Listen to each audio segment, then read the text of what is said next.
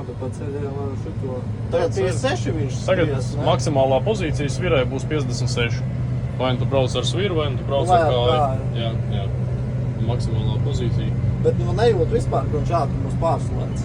Tad viņš pats jūt, ka salonā visvairāk tu dzirdi klimata kontroli, tu vairāk dzirdi kā dzinēja vai kā arba, jā. 1200 apgriezieni. Jā. Jā. Visam savādāk braucās, nekā manukies, kas mums tur grib. Jau braucās no šī karnē. Protams.